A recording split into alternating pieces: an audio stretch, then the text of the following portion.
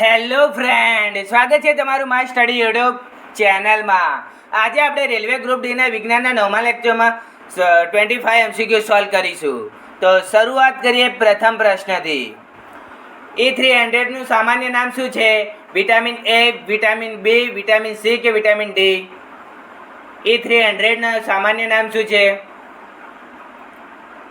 તો સાચો જવાબ છે વિટામિન સી, જે E300નું સામાન્ય નામ છે. થાઇરોઇડ ગ્રંથિની સામાન્ય કાર્યપ્રણાલી માટે નીચેનામાંથી કયું સૂક્ષ્મ પોષક તત્વ જરૂરી છે? પોટેશિયમ, કેલ્શિયમ, આયરન કે આયોડિન? થાઇરોઇડ ગ્રંથિની સામાન્ય કાર્યપ્રણાલી માટે નીચેનામાંથી કયું સૂક્ષ્મ પોષક તત્વ જરૂરી છે? તો સાચો જવાબ છે આયોડિન, જે થાઇરોઇડ ગ્રંથિના સામાન્ય કાર્યપ્રણાલી માટે સૂક્ષ્મ પોષક તત્વ જરૂરી છે. કોબાળમાં કયા વિટામિન જોવા મળે છે? Vitamin B12, vitamin B5, vitamin C3 કે વિટામિન D1?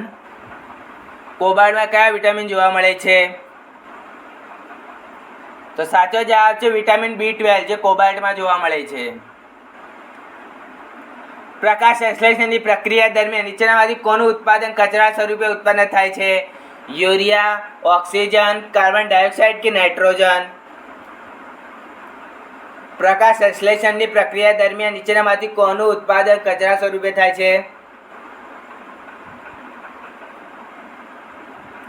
તો સાચો જવાબ છે ઓક્સિજન, જે પ્રકાશ સંશ્લેષણ દરમિયાન કચરા સ્વરૂપે ઉત્પન્ન થાય છે.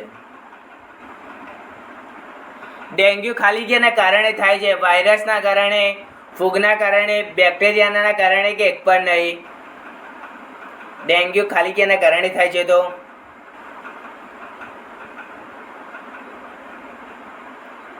તો સાચો જવાબ છે વાયરસના કારણે થાય છે ડેન્ગ્યુ, જે માદા મચ્છરના એડ્સ માદા મચ્છરના કારણે થાય છે. તે ટીટાનસ એક ચેતાતંત્રનો એક ગંભીર રોગ છે, જે જેના ઉત્પાદક દ્વારા થાય છે? પ્રોટિસ્ટા, ફૂગ, જીવાણુ કે પરોપજીવી?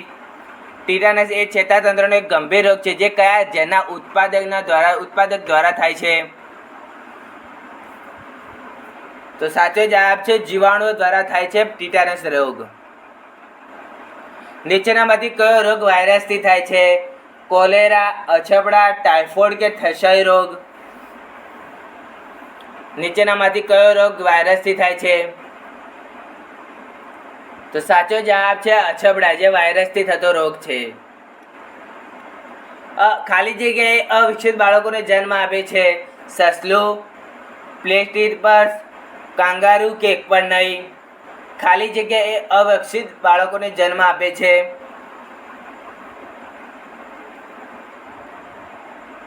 તો સાચો જવાબ છે કાંગારૂ, જે અવિકસિત બાળકોને જન્મ આપે છે. શોર્ટ સર્કિટમાં અટકાવવા માટે ઇલેક્ટ્રિક આયરનમાં શું જરૂરી છે?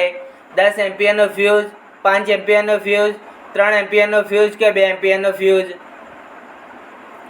શોર્ટ સર્કિટમાં અટકાવવા માટે ઇલેક્ટ્રિક આયરનમાં શું જરૂરી છે?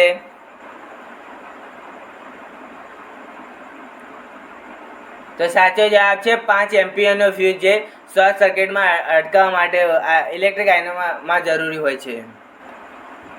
નીચેનામાંથી કયા બે જથ્થામાં પરિણામો સમાન હોય છે? કાર્ય અને શક્તિમાં, ઉર્જા અને વેગમાં, દબાણ અને બળમાં કે કાર્ય અને ટોર્કમાં? નીચેનામાંથી કયા બે જથ્થામાં પરિણામો સમાન હોય છે? તો સાચો જવાબ છે કાર્ય અને ટોર્કમાં બે જથ્થામાં પરિણામો સમાન હોય છે. કેલરીમીટર એ કયા પદાર્થની બનેલું એક નાનું પાત્ર હોય છે? એલ્યુમિનિયમ, સ્ટીલ, આયરન કે કોપર? કેલરીમીટર એ કયા પદાર્થમાંથી બનેલું એક નાનું પાત્ર છે? તો સાચો જવાબ છે કોપરમાંથી બનેલું એક કેલરીમીટર એ કોપરમાંથી બનેલું એક નાનું પાત્ર છે. સામયિકતાના સંદર્ભમાં પિકોમીટરનો કયો ગુણધર્મ માપવામાં આવે છે? આયનીકરણની ઉર્જા, પરમાણુની ત્રિજ્યા, ઇલેક્ટ્રિક ગ્રેવિટી કે અણુ સંખ્યા? સામયિકતાના સંદર્ભમાં પિકોમીટરના કયા ગુણધર્મો માપવામાં આવે છે? તો તો સાચો જવાબ છે પરમાણુ ત્રિજ્યા, જે સામયિકના સંદર્ભમાં પિકોમીટરનો ગુણધર્મ માપવામાં આવે છે. 1450માં શોધાયેલું પવન માપવાના ઉપકરણનું નામ શું છે? એનિમોમીટર, બેરોમીટર, થર્મોમીટર કે હાઇગ્રોમીટર? 1450માં શોધાયેલું પવન માપવા માટેનું ઉપકરણનું નામ શું છે? તો સાચો જવાબ છે એનિમોમીટર, જે પવન માપવાનું ઉપકરણનું નામ છે.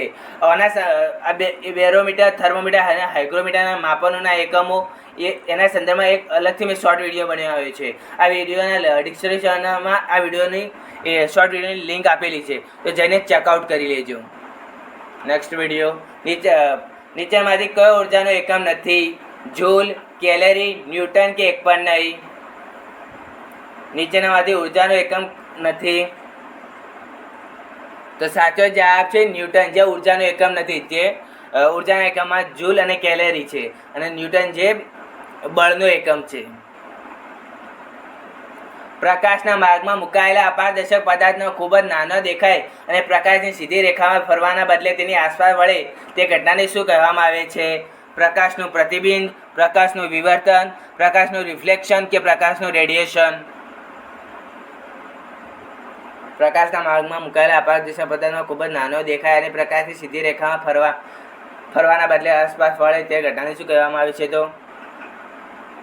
તો સાચો જવાબ છે પ્રકાશનું વિવર્તન કહેવામાં આવે છે.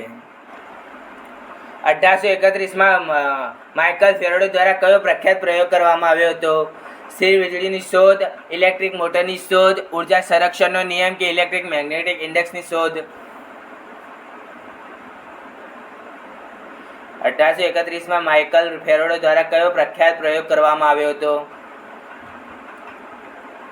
તો સાચો જવાબ છે ઇલેક્ટ્રિક મેગ્નેટિક ઇન્ડેક્સની શોધ કરવામાં આવી હતી 1831માં માઇકલ ફેરાડે દ્વારા. ગતિના પ્રકાર અને તેમના ઉદાહરણો સંદર્ભમાં ખોટી જોડ કઈ ઓળખો? રેખીય ગતિ એ સીધા પાટા પર ચાલતી ટ્રેન, ઓસિલેટરી ગતિ એટલે સૂર્યની આસપાસ પૃથ્વીની પરિભ્રમણ, ગોળાકાર ગતિ એટલે પંખાની પાંખો કે સામાયિક ગતિ એટલે લોલક? ગતિના પ્રકારો અને તેમના ઉદાહરણ સંદર્ભમાં ખોટી જોડ કઈ છે? તો સાચો જવાબ છે ઓસિલેટરી ગતિ, જે સૂર્યની આસપાસ પૃથ્વીની આસપાસની પરિભ્રમણ. Auની નીચેમાંથી કયા તત્વનું પ્રતીક છે? સિલ્વરનું, એલ્યુમિનિયમનું, આર્ગોનનું કે ગોલ્ડનું? Au નીચેમાંથી કયા તત્વનું પ્રતીક છે? તો સાચો જવાબ છે ગોલ્ડનું પ્રતીક છે Au. H2S2O7માં સલ્ફરનો ઓક્સિડેશન નંબર કેટલો હોય છે? ચોથો, પાંચમો, છઠ્ઠો કે સાતમો? કયો નંબર હોય છે? H2SO7માં સલ્ફરના ઓક્સિડેશનમાં નંબર કેટલો હોય છે? તો સાચો જવાબ છે છઠ્ઠો નંબર હોય છે ઓક્સિડેશનમાં, H2S2O7માં. નીચેનામાંથી કયા વાયુમાં વીજળી પસાર થાય ત્યારે તે લાલ પ્રકાશ ફેંકે છે? ઓક્સિજન, આર્ગોન, નિયોન કે હાઇડ્રોજન? નીચેનામાંથી કયા વાયુમાંથી વીજળી પસાર થાય ત્યારે તે લાલ પ્રકાશ ફેંકે છે? તો સાચો જવાબ છે નિયોન, જેના વાયુમાંથી વીજળી પસાર થાય ત્યારે લાલ પ્રકાશ ફેંકે છે. મેગ્નેશિયમ હાઇડ્રોક્સાઇડમાં નું માળખાકીય સૂત્ર શું છે? MgOH, MgO2H, MgOH2 કે MgOH3? મેગ્નેશિયમ હાઇડ્રોક્સાઇડનું માળખાકીય સૂત્ર શું છે? તો સાચો જવાબ છે MgOH2, જે મેગ્નેશિયમ હાઇડ્રોક્સાઇડનું માળખાકીય સૂત્ર છે. નીચેનામાંથી કયો એક પરમાણુ અણુ નથી? ઓક્સિજન, હિલિયમ, નાઇટ્રોજન કે? નીચેનામાંથી એક કયો પરમાણુ અણુ નથી? ઓક્સિજન, હિલિયમ, નાઇટ્રોજન કે ક્લોરીન?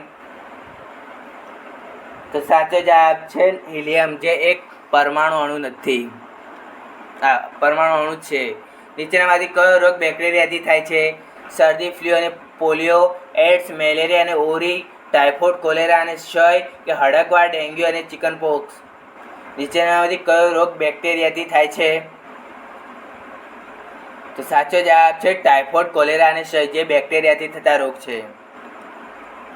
બ્રહ્માંડની સ્થિર સ્થિતિનો ખ્યાલ રજૂ કરનાર વૈજ્ઞાનિક કોણ હતા?